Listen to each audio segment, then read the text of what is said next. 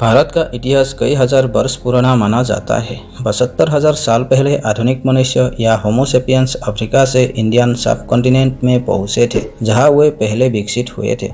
यहाँ आकर वे लोग जंतुओं का शिकार कर भोजन इकट्ठा करने लगे और उसी समय ही आग और पहिए की खोज की गई थी। फिर धीरे धीरे 1500 बीसी तक सिंधु घाटी सभ्यता विकसित हुआ। यह मनुष्य कृषि करके उन्नत होने लगे। यहाँ के लोग प्राकृतिक संसाधनों की भी पूजा करने लगे। 600 बीसी ये वो समय था जिस समय वैदिक काल शुरू हुआ। इस कालखंड में वेदों का संकलन हुआ। वैदिक काल का नामकरण आर्य सभ्यता से आया है, जिसका वर्णन वेदों में पाया जाता है। इस काल में यहाँ पर आर्यों का काफी प्रभाव रहा और वेद, उपनिषद आदि की रचना हुई। वर्णों के भेद होने लगे, जैसे कि आर्यों को ऊपर रखा गया और दास को नीचे। 322 बीसी इस समय में जाति प्रथा बहुत सख्त हो गई थी और यही वो समय था जब महावीर और बुद्ध का आगमन हुआ और उन्होंने जातिवाद के खिलाफ बगावत की।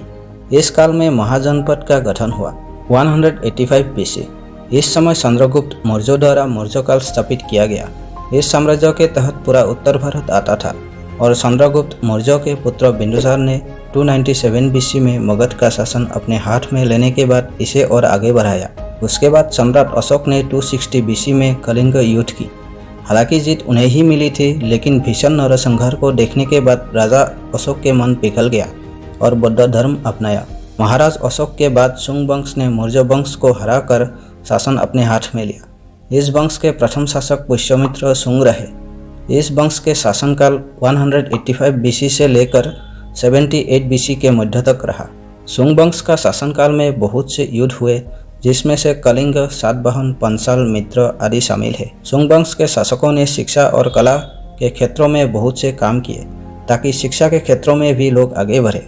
320 एडी तक कई सारे वंशजों ने भारत पर आक्रमण किए, जैसे कि बक्ट्रियन, पार्सियन, शक और कुषाण। व्यापार के लिए मध्य एशिया का दरवाजा खोला। सोने के सिक्कों का चलन होने लगे और छाका युग का प्रारंभ हुआ। इसी समय ही भारत में पहली बार ईसाई धर्म का आगमन होने लगे थे। 520 एडी तक चंद्रगुप्त प्रथम ने गुप्त साम्राज्य की स्थापना की।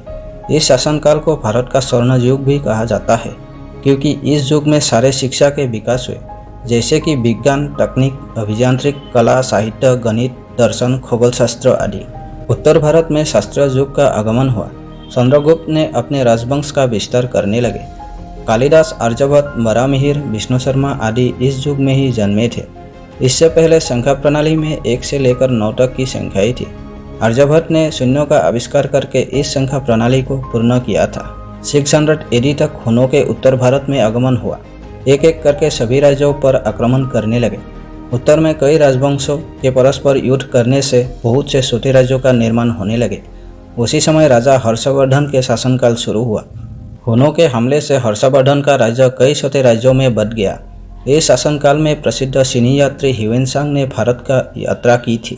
750 एडी इस दौर में पल्लव और पांड्या साम्राज्य चारों ओर फैल गई थी और पारसी लोग भारत में आए हुए थे। 700 एडी टू 1200 एडी इस काल में ही काशीपुरम और पुरी में मंदिरों का निर्माण हुआ और लघु चित्रकारी शुरू हुई और इसी समय में तुर्कों का आक्रमण हुआ। 12वीं शताब्दी के बाद बाबर द्वारा मुगल साम्राज्य स्थापना की गई, जो कि तैमूर और चंगेज खान के वंशज थे।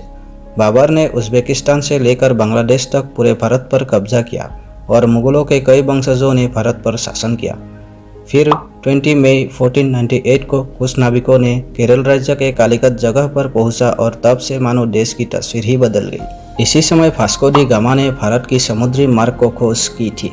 वो एक पहला विदेशी था जो भारत की भौगोलिक स्थिति के बारे में जान पाए थे। फिर साल 1499 में भारत की खोज की यह खबर पूरी यूरोप में फैल गई थी और धीरे धीरे 16वीं सदी में पोर्तुगाल, नीदरलैंड, फ्रांस और ब्रिटेन से यूरोपीय शक्तियों ने भारत में पैर फैलाना शुरू किया और अपने षड्यंत्रों के द्वारा भारत में व्यापार केंद्र स्थापित कर लिया। बाद में आंतरिक मतभेदों का फायदा उठाकर उन्होंने अपनी कॉलोनियां स्थापित कर ली। फिर 1617 में ब्रिटिश ईस्ट इंडिया कंपनी स्थापना होने के बाद भारत में धीरे धीरे पैर फैलाना शुरू किया। बाद में अंग्रेजों ने भारतीय लोगों के आपसी मतभेद का फायदा उठाकर भारत के एक बहुत बड़े हिस्से पर अपना कब्जा जमा लिया और अंत में 1857 के बाद महारानी विक्टोरिया के शासन शुरू हो गया। जिसे हम ब्रिटिश राज के नाम से जानते हैं। ब्रिटिश शासनकाल 1947 तक रहा। 20वीं सदी में महात्मा गांधी ने लाखों लोगों का नेतृत्व किया और 1947 में स्वतंत्रता हेतु भारत छोड़ो आंदोलन, दांडी मार्च आदि के सहारे ब्रिटिश को भारत से निकालना चाहते थे। लेकिन भगत सिंह, चंद्रशेखर आजाद, सुभाष चंद्र बोस इन लोगों के आज़ादी के माध्यम अलग था। अंत में ब्रिटिश सरकार भारत छोड़ने का फैसला लिया। जाते जाते अंग्रेजों ने भारत को 2 भागों में विभाजित करते गए और 1947 में भारत को आज़ादी दिलाई। इस देश पर एक के बाद एक कई आक्रमण हुए, कई साम्राज्य आए और अलग अलग हिस्सों पर शासन किया, लेकिन भारतवर्ष की अदम्य आत्मा पराजित नहीं हुई। आज भारत दुनिया के सबसे बड़े लोकतंत्र और सबसे बड़े गणराज्य के तौर पर विश्व में देखा जाता है। यह एक उभरती हुई महाशक्ति और दक्षिण एशिया का एक प्रभावशाली देश है। भारत एशिया का दूसरा सबसे बड़ा देश है और दुनिया का 7वां सबसे बड़ा और जनसंख्या के तौर पर दूसरा सबसे बड़ा देश है। इसमें एशिया का 1/3 हिस्सा है और मानव जाति का 7वां भाग इसमें है। दोस्तों, आज के वीडियो में इतना ही। अगर वीडियो अच्छा लगा हो लाइक कीजिए, शेयर कीजिए और हिंदी नॉलेज चैनल को सब्सक्राइब जरूर कीजिए।